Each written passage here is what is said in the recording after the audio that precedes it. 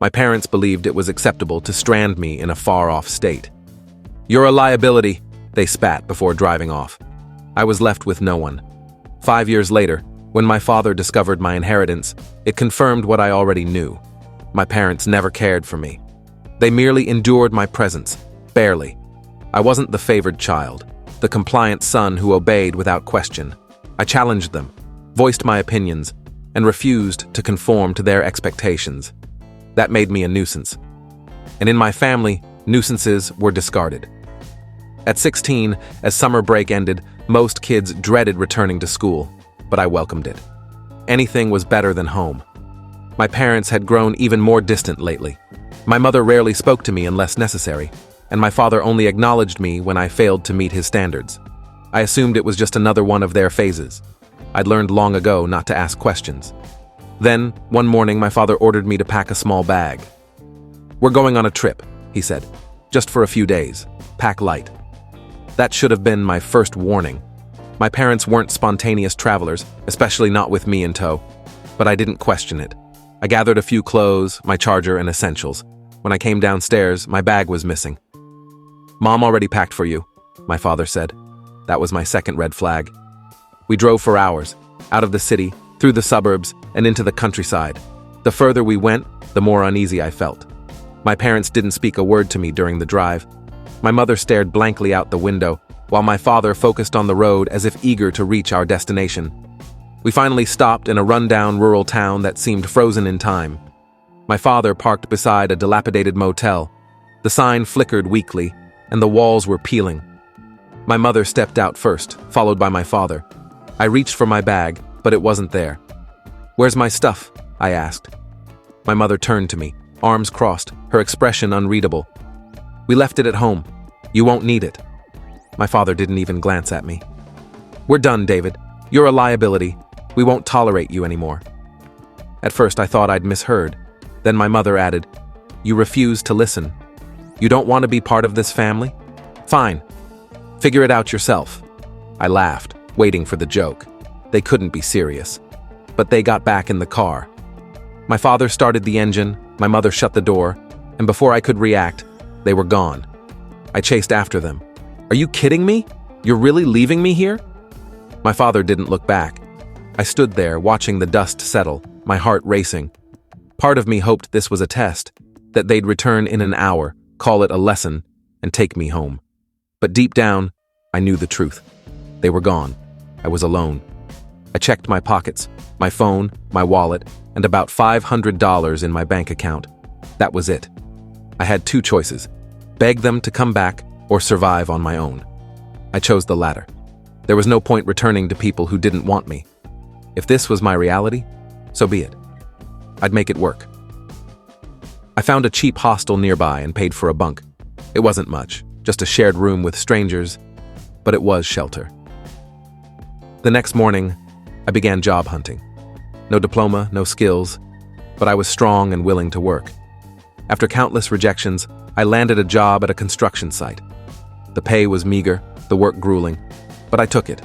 Days passed with no calls, no texts. I wasn't surprised. The first year was brutal. I worked construction by day, took odd jobs when I could, and barely scraped by. I lived in hostels, then a cramped apartment with 2 roommates who barely spoke English. Every dollar counted. I survived on rice and instant noodles, but never once considered calling my parents. By the second year, things improved. I learned electrical work on the job, and a foreman saw potential in me. He trained me, and soon I was wiring buildings. The pay increased, and I moved to a small studio in a rough neighborhood, but it was mine. By year 3, I earned my license and relocated to Los Angeles. My company paid well, and I started saving. I bought a decent car, rented a 1-bedroom apartment, and finally felt like I had a future. By year 4, I'd built a life entirely on my own. I traveled for work, took on big projects, and even considered starting my own business. The only family I stayed in touch with were my grandparents. My parents and sisters. Radio silence. And I preferred it that way. Then, in my 5th year away, everything changed. One evening, as I returned from work, my phone rang. It was my grandfather. His voice was heavy. "She's gone, David." I didn't need to ask who. "She passed in her sleep last night. No pain, he said. My grandmother, the only one who'd ever shown me kindness, was gone.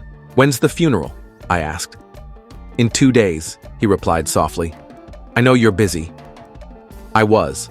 My company was mid-project, and taking time off was impossible. But the guilt gnawed at me. I can't make it, I admitted. My grandfather didn't hesitate. She wouldn't want you to risk your job, David. She'd be proud of you. His words eased the guilt slightly. The funeral passed without me. That night, my grandfather called again.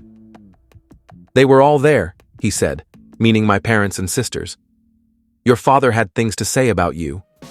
I braced myself. He called you selfish, said you proved what a disappointment you are by not coming. My jaw clenched. Even after 5 years, my father couldn't resist belittling me. What did you say? I asked. My grandfather exhaled. I told him to shut up. I laughed. I'd never heard him stand up to my father before. I'm proud of you, David, he continued. You built a life for yourself. That's more than he ever did. His words meant more than he knew, but the surprises weren't over. A month later, a lawyer called. At first, I assumed it was a scam, until he mentioned my grandmother's name. She left you something, he said. My heart raced. What do you mean? An inheritance. She specified in her will that it goes to you. $500,000. I nearly dropped the phone. My grandparents weren't wealthy, or so I'd thought. She wanted you to have it, the lawyer added. Your grandfather can explain, but you'll need to sign paperwork. I was stunned. $500,000. But before I could process it, my phone rang again. Not my grandfather, my father. After 5 years of silence, I was suddenly no longer a liability. I let it ring. Ignoring them wouldn't make them disappear, but I wasn't rushing to answer either. The next morning, I checked my messages. Dad, we need to talk. You owe us. You're our son. I read it twice. Owe them? For what? For abandoning me? For treating me like trash? For leaving me with nothing and expecting me to fail? I wasn't engaging over text. If they wanted to talk, fine, but on my terms. 5 years had passed since I'd last seen my parents' house. Driving up that street felt like stepping into a nightmare. The same cracked driveway, peeling paint and neglected lawn, only worse. An unfamiliar beat-up sedan was parked outside. When I knocked, my mother answered after a minute. She looked older, wearier, but the moment she saw me, her face twisted into smug satisfaction, as if my arrival meant surrender. So you finally come to your senses, she said, stepping aside. I walked in, scanning the scene. The house was cramped. My older sister, Emily, sat on the couch, arms crossed, her husband beside her, glued to his phone. A toddler, their son, played with worn-out toys on the floor. My father stood in the kitchen doorway, glaring at me like an intruder. No one looked pleased to see me. I leaned against the wall. All right, I'm here. What do you want? My father scoffed. What do we want? David, you're our son. Family takes care of each other. I stared at him. Did that rule start after you abandoned me? Emily sighed dramatically. Are we really rehashing this? It was 5 years ago? I laughed coldly. You're right. 5 years of silence. No calls, no concern. But now that I have money, suddenly I'm family again. We raised you for 16 years, my father snapped. You think that was free? I blinked. You're saying I owe you for existing? He stepped forward. We provided for you, fed you, clothed you, sent you to school. I didn't ask to be born, I shot back. You chose to be parents. You don't get to act like martyrs. My mother cut in. You wouldn't have survived without us. I shook my head. Let me get this straight. You treated me like a problem my whole life, dumped me with nothing, and now you think I owe you because I didn't fail? You wanted me to fail. My father's jaw tightened. Watch your tone. I laughed. Or what? You'll kick me out again? I gestured around the house. Oh wait, you can't. Because I don't need you anymore. Silence. Emily shifted uncomfortably. Even the toddler seemed to sense the tension. Then my father switched tactics. Look, you have more than enough now. We're struggling. Emily and her family live with us because they can't afford their own place. The right thing is to share. The right thing? I repeated. Like how you shared with me when I had nothing? Emily spoke up, her voice pleading. David, I have a kid. We can barely afford groceries. Are you really going to let your nephew suffer when you have $500,000? I turned to her. You didn't speak to me for 5 years. You cut me out just like they did. Now you expect me to care? She looked away, silent. My mother stepped in again, her tone threatening. If you don't help, we'll tell everyone what kind of son you are. Selfish, ungrateful, turning your back on family. I went still.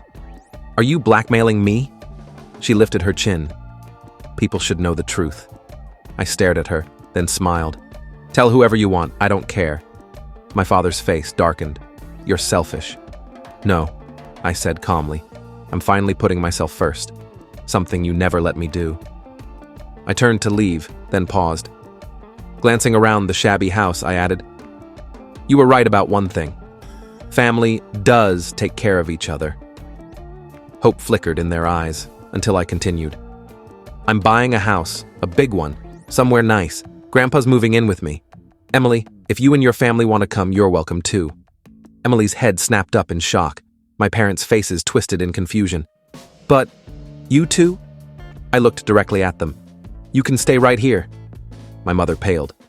You wouldn't. I smiled. I would, because I don't want you to be a liability. They sputtered, but I was already walking away. They'd made their choices. Now I was making mine. Stepping out of that house, I felt lighter than I had in years. For the first time, I was in control. I hadn't just shut them down, I'd given them a taste of their own medicine. They abandoned me when I needed them. Now, I was leaving them behind. But I wasn't done. That night, my grandfather called. I heard what you did, he said, amusement in his voice. Think I went too far? I asked. Not far enough, he replied. Your father's been ranting all night. He thought I'd take his side. And I told him I'm proud of you. His words warmed me. Then his tone shifted. But there's something you should know. My stomach tightened. What? He sighed. They're more desperate than you think. Your father made bad investments years ago. Lost everything. That's why Emily lives with them. They can't afford their own place. I frowned. So they need me? They're drowning, David. That's why they're manipulating you. I let that sink in. This wasn't just greed. It was survival. And I just slammed the door in their faces. Good. But then my grandfather added, there's more. Emily came to see me after you left. She was upset. Not just about the money, but everything. She regrets cutting you out. I hesitated. You believe her? I think she's realizing how much they've controlled her, and I think she's scared. That surprised me. The next night, Emily texted, Can we talk? I debated ignoring it, but decided to hear her out. We met at a diner. Without our parents, she seemed different, less defensive, more vulnerable. I deserved what you said, she admitted, stirring her coffee. I believed them when they said you were ungrateful, but now, I see they were manipulating me too. I studied her. Why tell me this now? She met my eyes. Because I don't want to be like them. I'm leaving. Me, Jake, and our son. I don't want them controlling my child's life. For the first time, I saw Emily wasn't just complicit, she was trapped too. Where will you go? I asked. She hesitated. I don't know yet. I took a deep breath. If you're serious about not being like them, come live with me. Her eyes widened. David, I meant what I said. I'm buying a house. Grandpa's moving in. You and your family are welcome, but not them. Tears welled in her eyes. Slowly, she nodded. I'd like that. The next day, Emily packed her things and left. When our parents realized she was gone, they erupted. My father called, screaming, You took her from us! No, I said calmly. You drove her away, just like you did me. My mother's voice crackled through the phone. You're destroying this family. No, I corrected. I'm saving the only parts worth saving. Then, for the last time, I hung up. 6 months later, I stood on the porch of my new home, watching the sunset. It was everything I'd never dared to dream of. A spacious house outside Los Angeles, room for all of us. Grandpa had the master suite. Emily, Jake, and their son had their own space upstairs. And for the first time, I had a home that felt like mine. It wasn't just a house, it was a fresh start. And the best part? My parents weren't in it. At first, I expected my father to show up, demanding another chance. He never did. Maybe his pride wouldn't let him. Emily told me they tried guilting her into returning. "They keep calling," she admitted one evening on the porch. I raised an eyebrow. "And?" She grinned. I don't answer. For the first time in years, she looked happy. She'd found a job, her son was thriving, and she and Jake were planning a future free from our parents' control. As for Grandpa, he was thriving too. "I should have moved years ago," he joked one afternoon, lounging in a lawn chair. He'd been hesitant at first, not wanting to burden me, but he wasn't. He was family, the only one who'd ever truly supported me. One night, an unknown number texted, "Mom, we just want to talk." I stared at it, then deleted it. I wasn't angry anymore, but I wasn't letting them back in either. They'd made their choice. I'd made mine. I turned off my phone and went inside, to my real family, the one I'd chosen. Update. Life has been good, better than I imagined. Work is steady, Grandpa is happy, and Emily's family is thriving. It still feels surreal sometimes, going from nothing to this. A home, stability, a family that actually supports each other. I hadn't thought about my parents in months, until last week. An old neighbor called. "I don't know if you care," he said, "but your parents lost the house." I paused. The bank had foreclosed. They'd left town in a hurry. For a moment, I felt something. Not pity, just distant disbelief.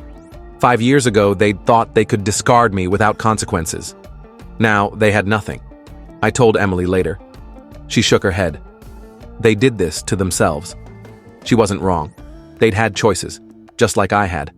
And now, they were living with the consequences. I didn't ask where they'd gone. I just said, "Thanks for letting me know," and moved on. If you enjoyed this story and felt the emotions behind it, don't forget to give it a like, share it with others, and subscribe to the channel for more real-life experiences and heartfelt stories. Your support means the world, and it helps us bring more content like this to you. Thank you for watching, and I'll see you in the next video.